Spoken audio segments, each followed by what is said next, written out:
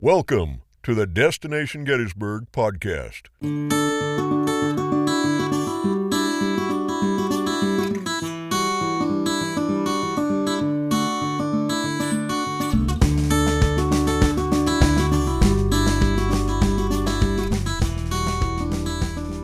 And it's great to have you here for another edition of our podcast about visiting Gettysburg.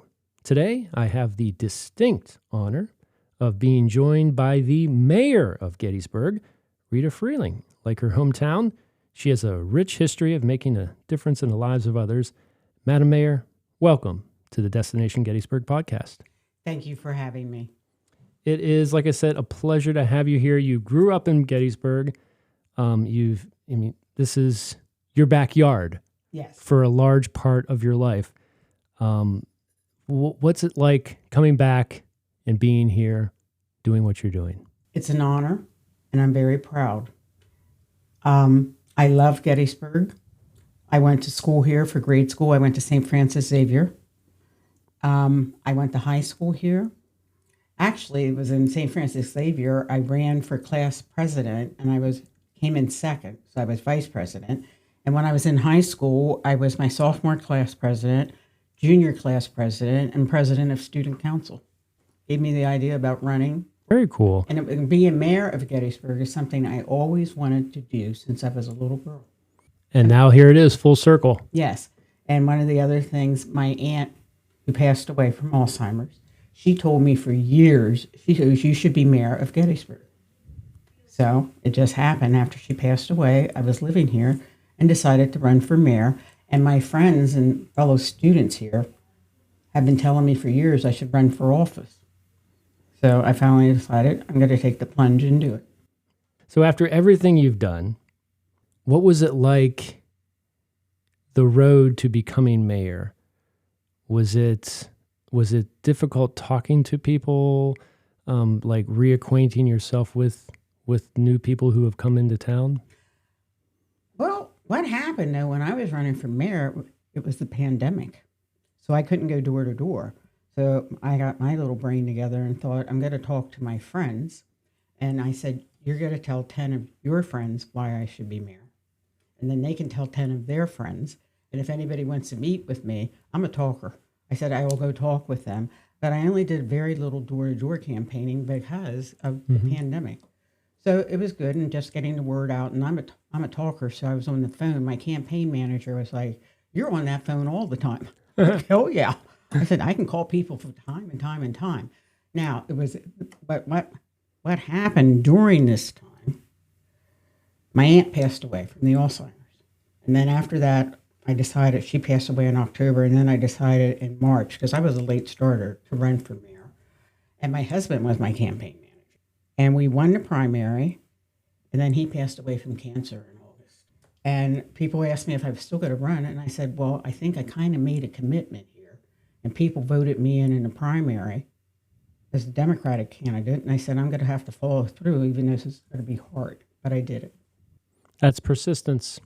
It's amazing to hear. I'm sorry about the struggles and the losses along the way.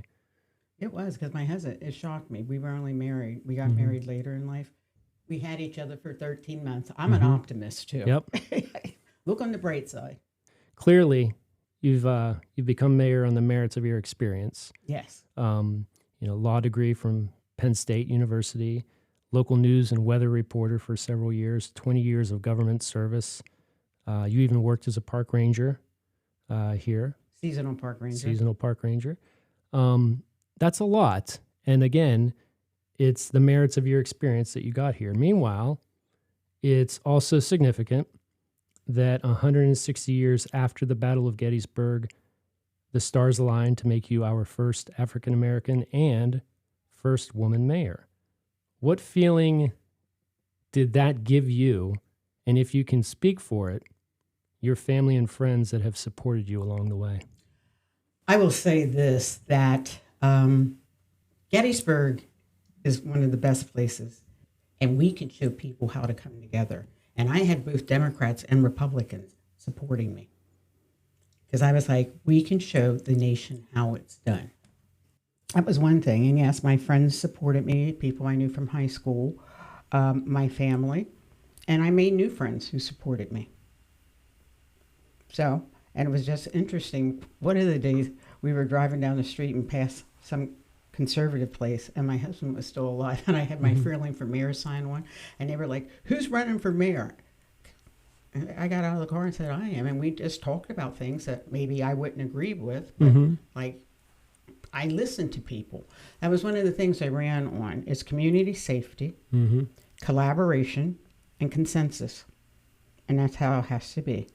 And I think Gettysburg's a good place, and as I said, we can show the nation how it's done. Because one of the other things I pointed to was my favorite monument, and people did ask me about the Confederate monuments. They mark specific spots on the battlefield where people were during the 3-day battle. But my favorite monument is the Peace Light. Yes. My friend Bob calls, he goes, "Rita, you know it's not called the Peace Light, it's the Eternal Peace Memorial." I was like, okay.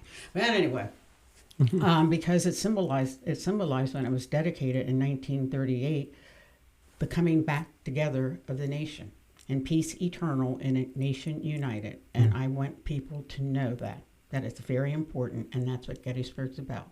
I am a talker, but I also listen. And it's really funny when I'm on the phone and I'm quiet, people are like, "Are you still there?" I said, "Yes, I'm listening." Because most people don't listen, but I listen. I don't know if you're aware of this, but Booking.com, which is one of the bigger travel sites, recently put out their list of the top 20 most welcoming cities and towns in the USA. And I wouldn't be talking about this if you didn't know where I was going with it.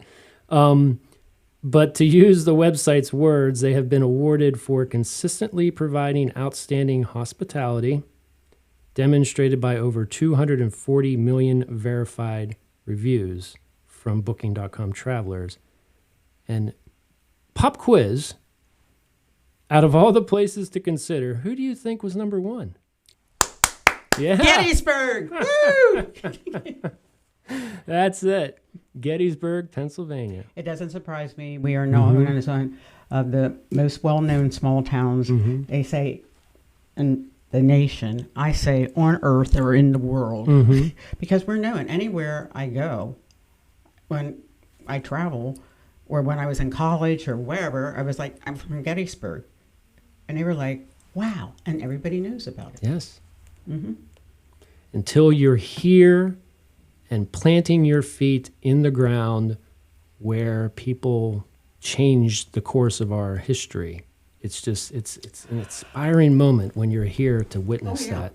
I agree, and I think that's another reason why it's a good place for people to visit, because there's that somberness of the cemetery and of the battlefield, but that yet you can go downtown Gettysburg, and even though that was still part of the battle, but there's a vibrancy that you can relax and enjoy yourself. So, and we are just wonderful. We're blessed with the college students. We have the Majestic Theater that brings entertainment and wonderful restaurants. But we also have, the most important thing is that battle. And as I say, a local historian once said, "Always remember, the Union was born in Philadelphia, but it was preserved in Gettysburg." There it is. And like you said, we have that history. That's the main attraction, obviously. But we can hang our hat on a lot of different things when it comes to culture. We have arts. We have, whether that's music, it's makers out there, local pottery artists, and just that people might not necessarily come to Gettysburg for, but they can see it for themselves, and it's something new to enrich their lives. I agree, and don't forget, we have music on the square. Yes. We have music on the square, we have the Arts Council, and there's just a lot of things to do and things to see, antique shops, as I said, restaurants before, and just interesting little novelty shops. Yes. Yes. So it's very, you get to experience a lot. And we have other ways to see the battlefield. Like, it's very different. They have little buggies. I see people riding around in to see the tour, the town and the battlefield. And we also have the battlefield guides. They're excellent. They can take you around in your car for a 2-hour tour. No, Yeah. a 3-hour tour. No. Also, we have the beautiful, it's new, I did not work there, the visitor center. It's astounding.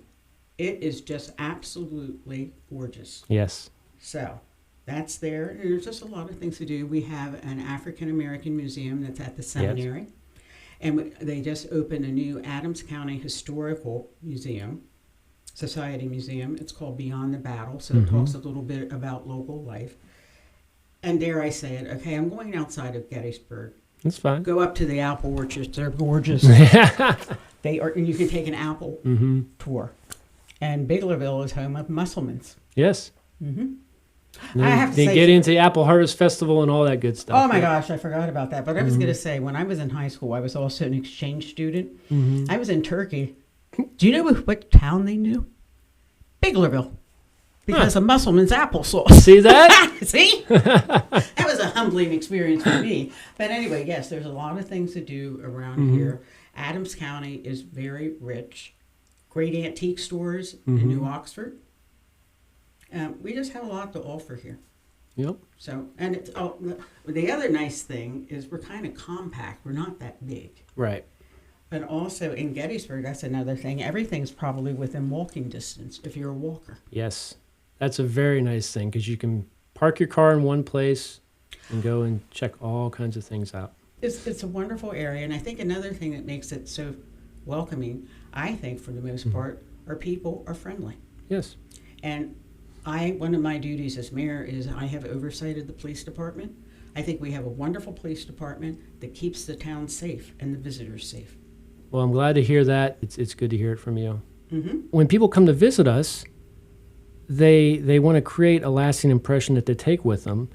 And so it's important to, make sure that they're taken care of and, again, welcome in our area, in our community.